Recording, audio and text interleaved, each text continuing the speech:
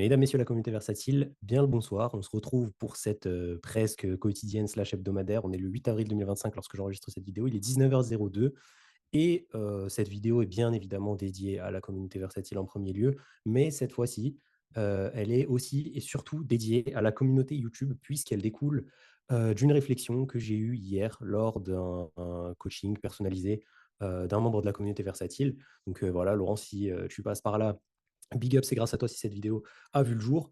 Effectivement, ce membre qui était un petit peu perdu vis-à-vis de sa stratégie d'investissement, vis-à-vis de ce qu'il était possible de faire par rapport à la correction que l'on est en train de vivre, le potentiel crack de marché dont tout le monde parle, lundi noir, lundi gris, lundi bleu, blanc, rouge, violet ou orange, c'est comme vous voulez, que nous avons vécu, que nous vivons, comment est-ce que je dois mettre en place ma stratégie? Est-ce que je dois DCA? Combien est-ce que, je peux mettre d'argent? Et cetera, et cetera. Donc déjà, dans un premier temps, n'hésitez pas si vous avez toutes ces questions-là et si vous voulez des contenus, beaucoup plus personnalisés et à ce sujet avec, les analyses et les positions en portefeuille directement, eh bien nos positions, mes positions et celles de Nassim, n'hésitez pas à nous rejoindre du côté de la plateforme, Versatile, c'est 100 gratuit. Vous pouvez également, prendre via la plateforme Versatile directement, des «rendez-vous» entre guillemets, donc voilà des coachings, des sessions de coaching. C'est toujours pareil, un petit rappel, un petit disclaimer, il n'y a pas de conseils en investissement. Nous n'avons pas vocation à donner de conseils en investissement, seulement un contenu éducatif et des pistes de réflexion. Donc à la suite effectivement, de cette discussion avec mon ami Laurent, eh bien, j'en suis arrivé à la conclusion que ça serait extrêmement pertinent, puisque j'ai aussi plusieurs amis qui m'ont posé la même question, de réaliser une vidéo très texto sur ma stratégie actuellement. Qu'est-ce que je suis en train de faire? Voilà. Le marché est en train de corriger. Est-ce qu'on panique sell? Est-ce qu'on panique buy? Qu'est-ce qui se passe du côté de la communauté versatile? De mon côté, très personnellement, du côté de mon wallet, comment est-ce que je gère mon risque en ce moment? Est-ce que je suis en train d'acheter? Est-ce que je suis en train de vendre? Cette vidéo, elle va être très claire. On va partir d'une somme à investir de 10 000 euros. D'accord? Donc j'ai 10 000 euros à investir. Et je vous expliquerai un peu plus tard dans cette vidéo comment je vais les investir et quelle est cette stratégie, l'horizon de temps, etc. N'hésitez pas à claquer la tête du pouce bleu, claquer également le bouton s'abonner du côté de YouTube. C'est gratuit pour vous, mais ça nous aide énormément pour le référencement et ça nous motive à produire plus de contenu de ce type. Vous le voyez maintenant très rapidement, un petit analyse technique, ça fait des semaines qu'on en parle. Je vous invite vraiment à aller regarder les vidéos des semaines précédentes parce qu'on parlait déjà de cette potentielle correction et on n'a pas de boule de cristal, hein, c'était assez clair d'un point de vue technique. Il y a plein d'analystes techniques, même si ce n'est pas vraiment notre métier, qui ont call ce mouvement.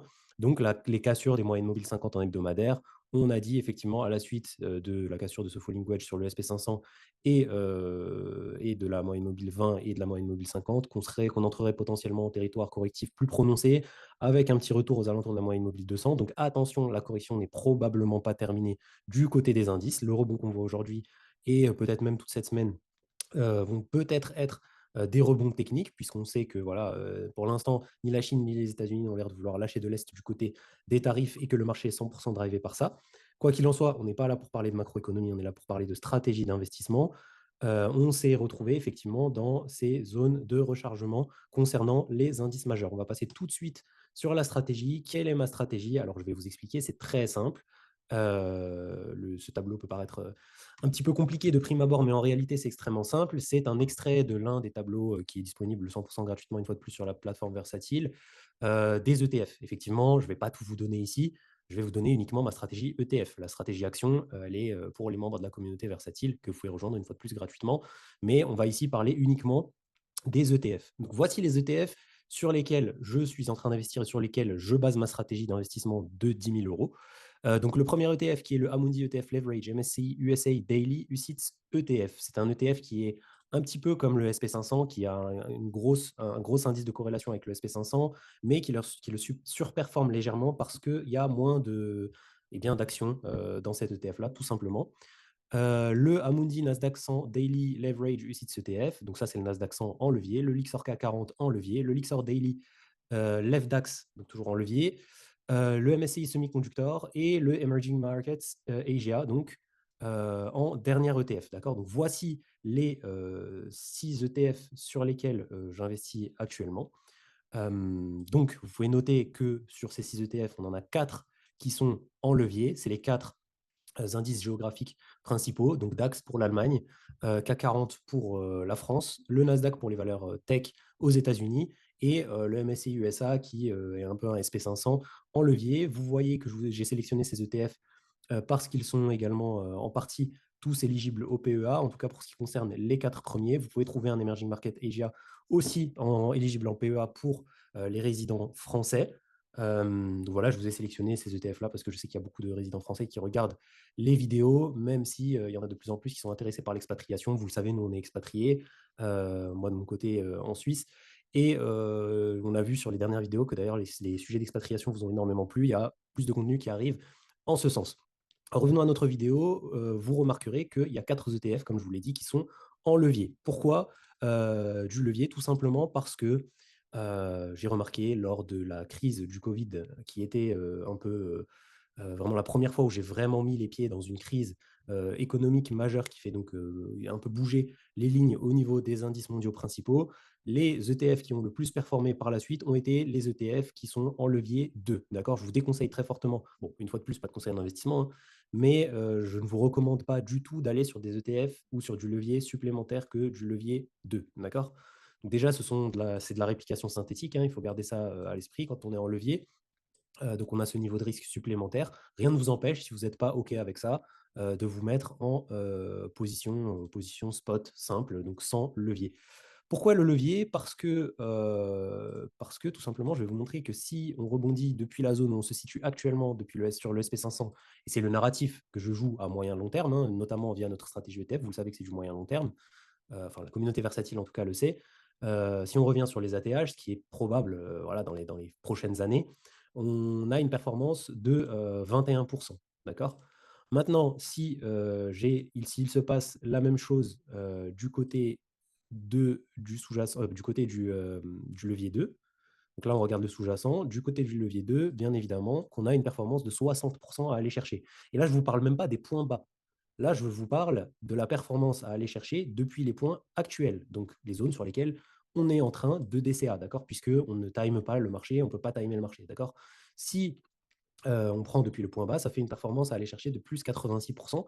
Et ça, c'est uniquement pour l'ETF SP500 et c'est uniquement depuis, enfin, lorsqu'on va chercher l'ATH, d'accord? Donc imaginez la performance si on va en plus chercher une continuation haussière, si on break cette ATH et qu'on continue la tendance haussière qui eh bien, se prolonge depuis plusieurs décennies, même plusieurs siècles maintenant, sur ces indices-là. Et globalement, on a à peu près les mêmes performances sur l'ensemble de ces indices. Voilà pourquoi actuellement, entrer sur des ETF en levier 2 m'intéresse énormément parce que je spécule aussi et je prends le pari d'une certaine manière qu'on peut continuer la baisse, hein, bien évidemment. Je suis extrêmement conscient on va continuer très probablement la baisse sur les indices majeurs, surtout si ni Trump ni Xi Jinping veulent lâcher l'affaire concernant les tarifs.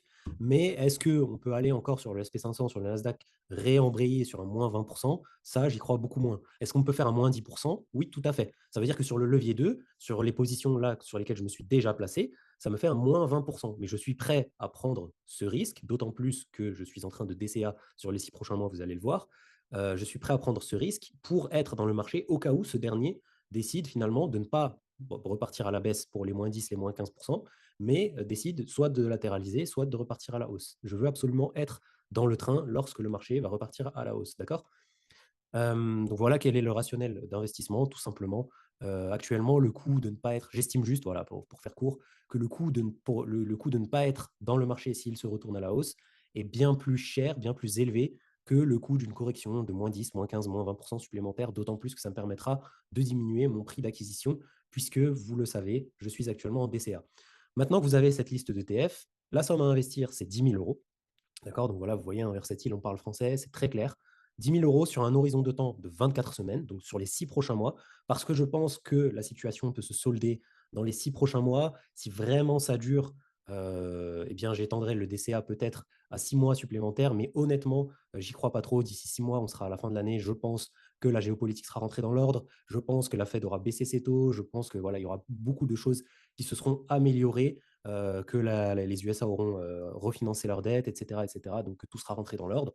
Voilà pourquoi je table sur 6 mois et aussi parce que j'ai envie d'être un peu agressif et profiter là, vraiment de cette correction, parce qu'il faut bien être conscient, et c'est des chiffres dont je vous parlais dans les précédentes quotidiennes slash hebdomadaires, ces corrections-là, on les a tous les 3, 4, 5 ans, d'accord? Donc, il faut être là quand ça arrive. 6 mois d'investissement avec 75% de la somme totale de l'investissement qui va être investie sur le trimestre 1. Parce que j'ai vraiment envie d'avoir cette agressivité lors, eh bien, tout simplement, lors des 3 premiers mois, c'est-à-dire lors des 12 premières semaines, d'accord? Donc sur les 12 premières semaines, les 3 premiers mois, sur 6 mois, les 3 premiers mois, j'investis 75% de la somme. Ça nous donne 7 500 € à investir sur les 12 premières semaines, d'accord? Lorsque je vais faire mon DCA et lorsque je fais mon DCA, je le fais de manière hebdomadaire et plus de manière mensuelle, d'accord? Comme ça, mes prix sont beaucoup plus lissés puisque vous le voyez, la volatilité, l'idéal, ça serait même de le faire de manière quotidienne, si, il n'y a pas de frais inhérents à ce DCA-là. Mais vous le savez, il y a plusieurs brokers où vous faites des plans d'épargne programmés et il y a 0 frais. Malheureusement, celui que j'utilise, il n'y a pas de DCA, quotidien, sinon c'est ce que je ferais. Donc j'utilise un DCA hebdomadaire.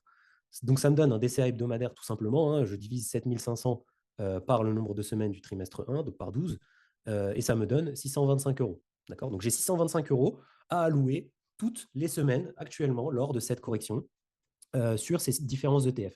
Je vous ai mis ici la pondération des différents ETF. Donc mes 4 ETF en levier, je mets 20% par ETF.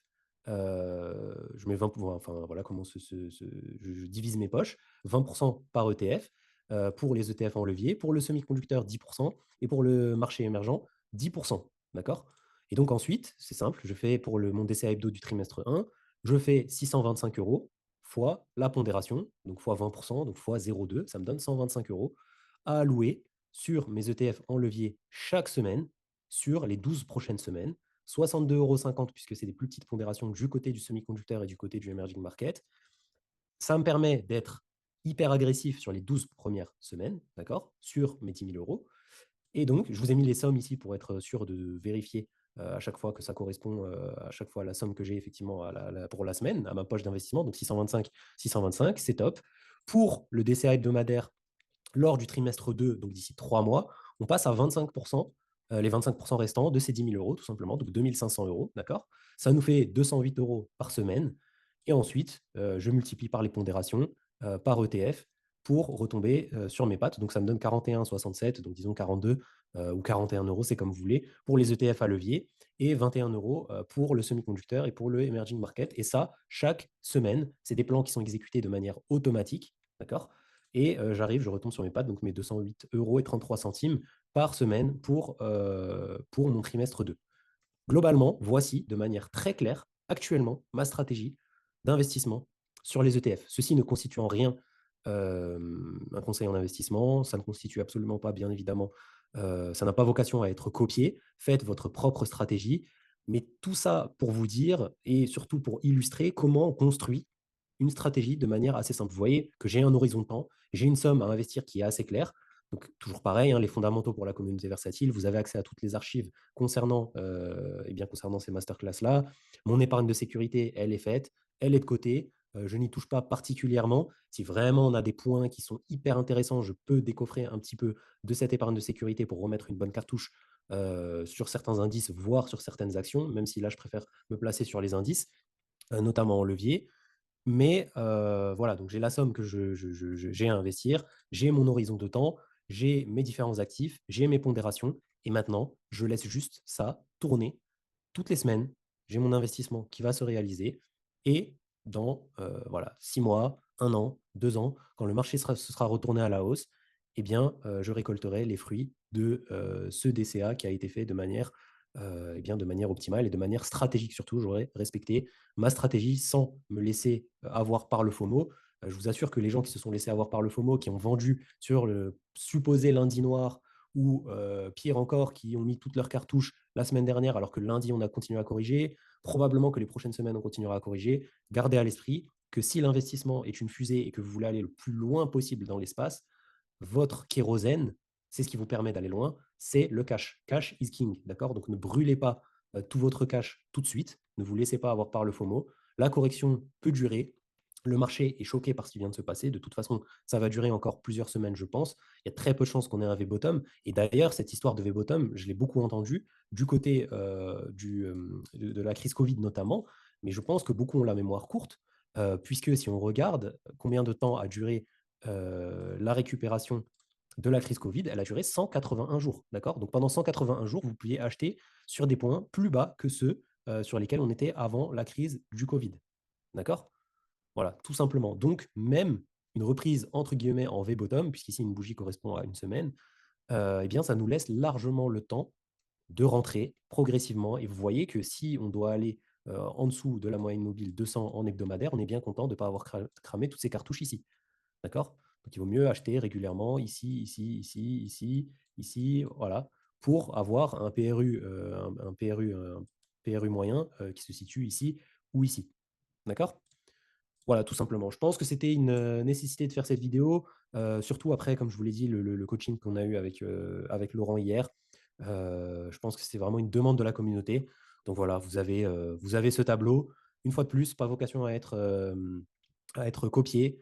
Juste, je voulais vous montrer les points fondamentaux, somme à investir, les horizons de temps, découper vos pondérations de manière un peu, réfléchie. Ne vous éparpillez pas et à partir du moment où vous avez votre stratégie, exécutez-la de manière simple.